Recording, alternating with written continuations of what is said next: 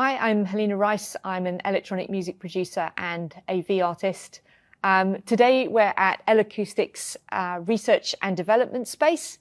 What's exciting for me about that is that I work a lot in spatial audio. So today we've actually got a 21.1.11 system that we're using to play out on.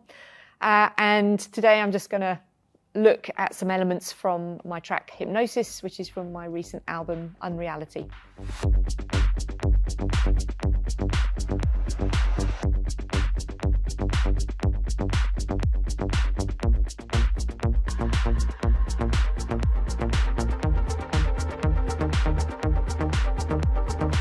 Okay, so I'm going to start by having a look at a track I wrote called Hypnosis, which is on my most recent album Unreality, which just came out a couple of weeks ago.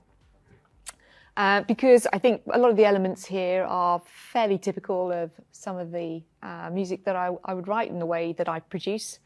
Funnily enough, the way I start is actually quite in quite a free way, often with synthesizers or other pieces of sound and manipulating that sound. And in this instance, this whole track started actually with this SE02 Roland Boutique synth, which is effectively an analog synth, but it's got digital settings, which I find really helpful if I want to recall patches for if I'm in different sessions. And often in another project, I would have probably minutes of audio that I've recorded where I've manipulated a patch, maybe used effects over the top of it. So I think in this instance, there's some instances where I've used tap delays. So if I just solo this to start with, and we just have a look at that audio.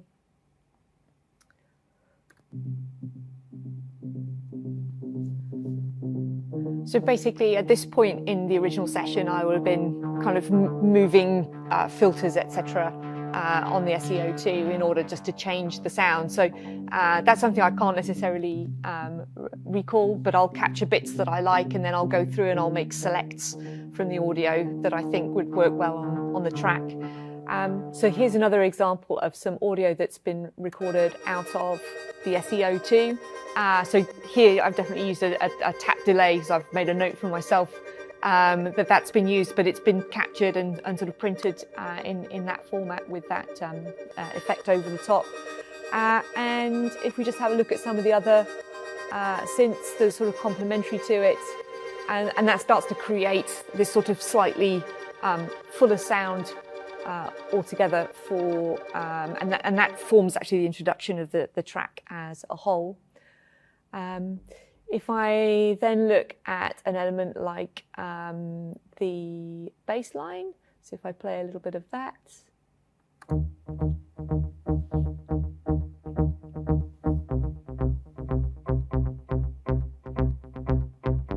So here I'm using another, really very typically for me, I'll use the Diva emulation.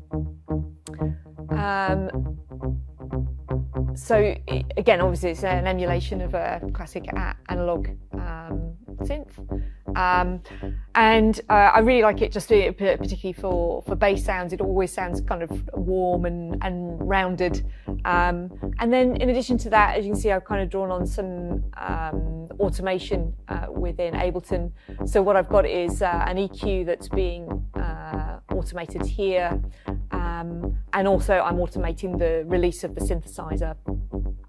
So over here as well, if I also showed, like, if I take off some of these effects, so let's take off the EQ, let's take off this plugin Crush. So what Crush does is it kind of adds additional drive. So if I was just to look at Crush, which opens up down here, so I use this all the time just to add a little bit of extra kind of grit to a sound. So if I turn the drive up, you'll kind of hear how that's adding a little bit of distortion to the sound. So if you've got a VST instrument, it can start to add a little bit of grit and drive. So then on top of that, as mentioned, we've got an EQ. So I've just automated, if I start that again. So I've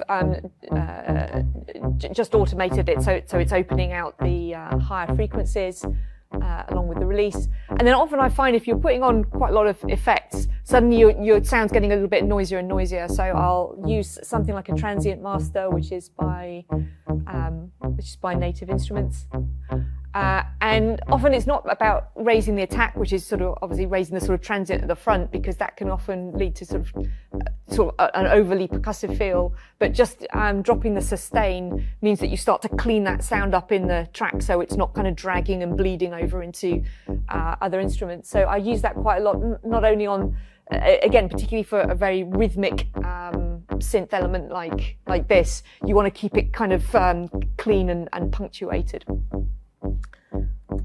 I will almost always be building a couple of sidechain strands. So obviously you're not hearing those tracks.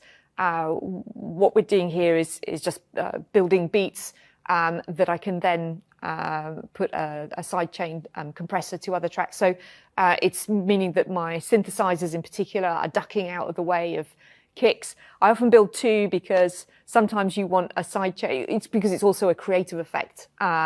Sometimes you want a sidechain that's in time with the kick. Sometimes you want one that's maybe at double time to the kick. So often there's a couple of sidechain. I mean, or you could build a much more creative sidechain that's doing that's actually bringing movement into your synthesizer track.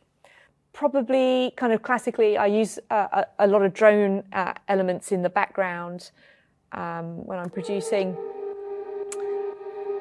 because the style of music I'm making is kind of emotive. I think I often want to bring in a sense of mystery to the track, and using drones, it kind of brings in that slightly dramatic, maybe cinematic feel at the back of the track. A lot of the times with drone sounds, I mean, I'm often using stuff that's noise from libraries. So sometimes I'm using Foley samples and then treating those Foley samples. Sometimes they're drones out of synthesizers, sometimes they're pre-created drones, but I'll be manipulating or changing them in some way. I think another big thing for me is probably on the FX side. So if I look at my FX group, you can see there's lots and lots of individualized tracks, and this is actually probably one of the smaller ones. So often, again, often going to Foley samples, just little bits of atmosphere or rain or water or wind or something like that. And then cutting tiny bits out of them. So it's the whole sound itself has a different sense. But if you cut tiny parts out of that sound and then treat it or add a reverb or add a delay, etc., then it gives it a different effect. So I'll just play it. I'm not quite sure what's in here, but yeah. And again, I think it's similar to the drones. It's slightly a sense of cinematic. It's often a sense of cinematic mystery. And what I also love about sounds like that, it's just small things that give sort of audio detail to a track. And then either sort of in a stereo field, I'm kind of treating them quite widely. And then particularly when it gets to playing them out into immersive environments, it's where can I place that around in almost a slightly theatrical way, I would say. Some of the things I've chosen are quite reverby sounds in the first instance that have some sense of distance, or I'll put a reverb on to sort of keep them wide and away from the main track. So, fairly classically, the main percussion is all super dry, and then you get these kind of accents that have space in them, either in a stereo track through the use of reverb to give them distance, or in an immersive space, you can literally use distance around people. So the FX part is often spread very much to the left and right, or maybe also overhead in an immersive environment. The kick here is pretty standard and very sort of much fall to the floor, and all I've done is, so with the kick here, all I've done is just taken off some of the lower frequencies. So you know, I try and make sure I EQ every track just to make sure everything is carved out and has its own kind of little part of the frequency range. So maybe with this snare sound, again, if I sort of take these plugins off, so I take the transient off, decapitation, take saturation, you can hear it's just a little bit more of a thinner sound. So this sort of, you know, the saturation and the decapitation adds a little bit onto it, but then you end up with sort of too thick sound. So you need to carve it back down again with a transient shaper. And just take off some of the lower frequencies there to give it a little bit more clarity. So yeah. Oh, and then this sound is kind of an interesting one and a sort of a interesting cornerstone for this track. So it's just a piece of distorted noise. But again, if I start by taking off all of these plugins, and particularly those, let's say. So this is quite a messy sort of sound, but if I first of all clear it up with a gate and then add this crush sound on it, it immediately becomes, so let's just see, I've put quite a lot of drive and crush on that. It immediately becomes something else entirely. It's still a little bit heavy, so again, I've notched out a few more frequencies there. And now it sounds more like someone strumming an electric guitar with the strings dampened. And it had this really sort of super cool, mysterious feel. So there's points where the track drops out and it's just sort of this sound and the bass together. Let me just play you that bit with the solo off. So it drops down. Oh, no, not that bit.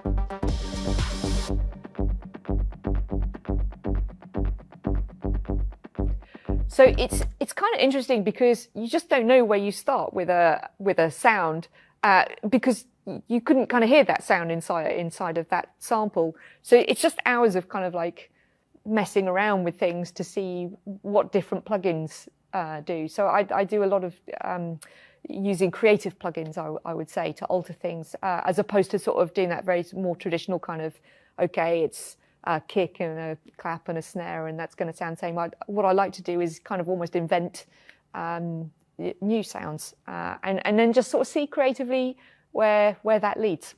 I have no idea of where things are going when I start a track. It's always a super blank page, and I think I kind of like it that way. Obviously, there's clearly some things that I do now that are going to guide and direct the process.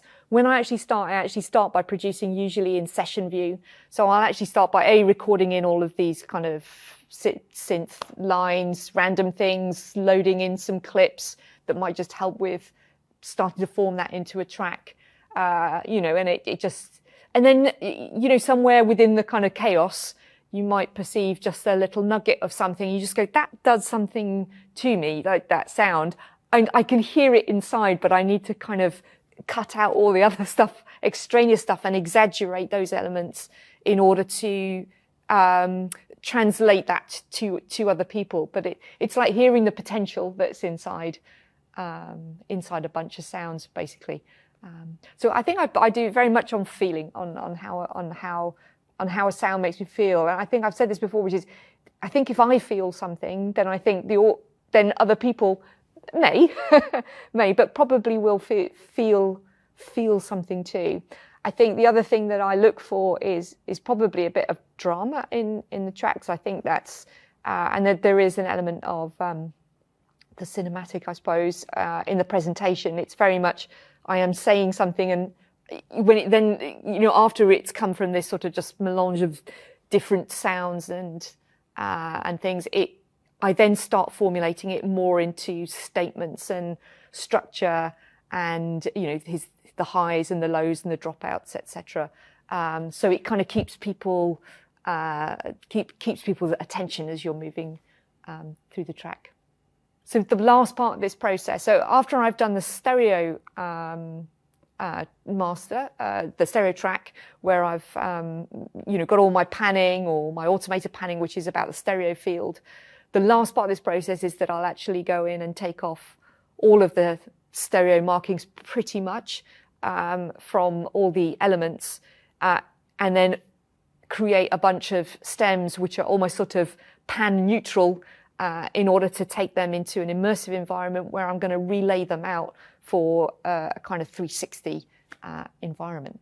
Once I've finished the track and bounced into stems, it's ready to be translated into spatial audio. So the number of stems is, well, it can be however many you want in spatial audio, but it's good to have quite a granular level so that you can separate all the sounds that you want to hear in different areas. So actually for each track, I might do between 20 and 30 different stems. So here's an example basically of what my live setup will look like for an immersive audio gig. I always do gigs with pretty much two laptops. So one of them is going to be running the audio side and the other is running the visuals. It is possible to do both of those things from one laptop, but for practical reasons, particularly if something happens to the visuals during the show and maybe a technician needs to come and replug in a HDMI or whatever, it's kind of good to be able to keep your audio going on one computer while you're maybe fixing something on the visual side. So I kind of like to keep them separated. In order to keep everything synced and in time, there's actually a small MIDI communication between this laptop and this laptop, which is going via this Mio XM iConnectivity box. And all it's doing is actually just quite a simple thing, which is as soon as I start one of the scenes here, and a scene here is representative of a whole track, it's just sending a MIDI note, which is then being recognized over here in my in Resolume, which is kind of a VJ software. And that MIDI is triggering that video to start, so that effectively when I'm on stage with a lot of things to think about, everything is kind of being triggered at the same time for me. I'm also actually able to run lighting out of this rig as well. So if we look in here at a track, effectively, for instance, what each of these bits of automation is doing is attached to the dimmer of a light, and it's telling the light to go on and off. And that's being translated out of here through a piece of software that I'm using called DMXIS. So DMXIS basically translates Ableton automation information into DMX information, which is what lights understand in order to know whether to switch on, switch off, to pan, to tilt, what color to show, etc. So it's really just to show that out of the center of my Ableton project, when I'm in live, I can be running spatial audio, lighting, and also triggering visuals all at the same time. So just to give an idea of the layout, here a scene is representative of a track. So if we look at the track that we were looking at the production of before, Hypnosis, all of these clips here represent individual stems of that track.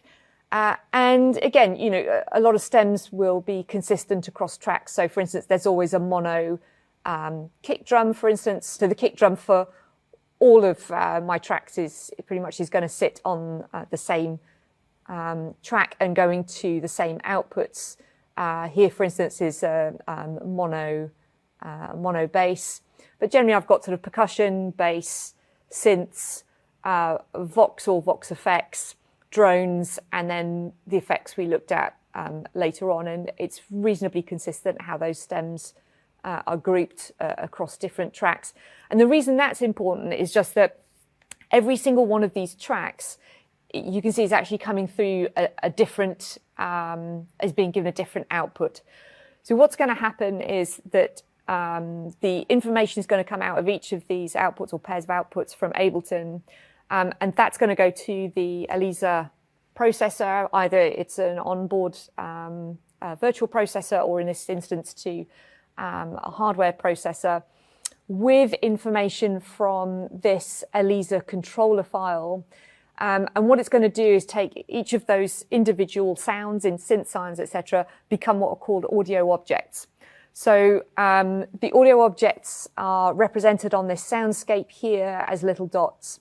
So just to explain, here what we're doing is looking from above the audience. So if you imagine I'm actually sort of in the center here, and each of these dots represents one of these audio objects, which you're looking at from above, being placed within the auditorium.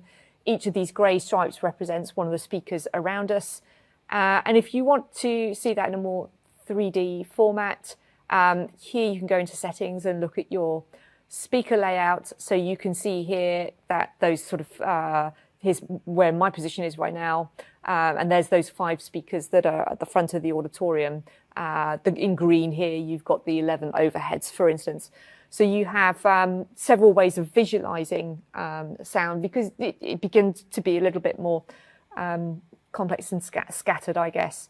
So effectively, each of these clips is becoming a dot or 2 stereo dots that are joined or not joined together on that soundscape. But basically, when I hit go on the Ableton scene here, you can see it's triggered that note, and that's going to start the video over here. So in a live environment, that's going to be connected by HDMI out to the LED screen or the projector screen.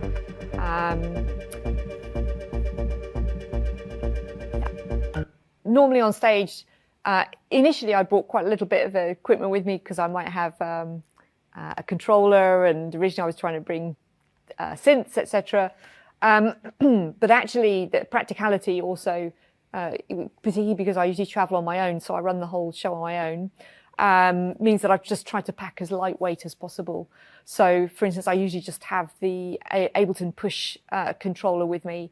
So the great thing about having done all of this pre-preparation work is that you can effectively sort of hit go on firing off a scene on Ableton, and immediately that's going to trigger some of the playback stems, as well as the video and the lighting.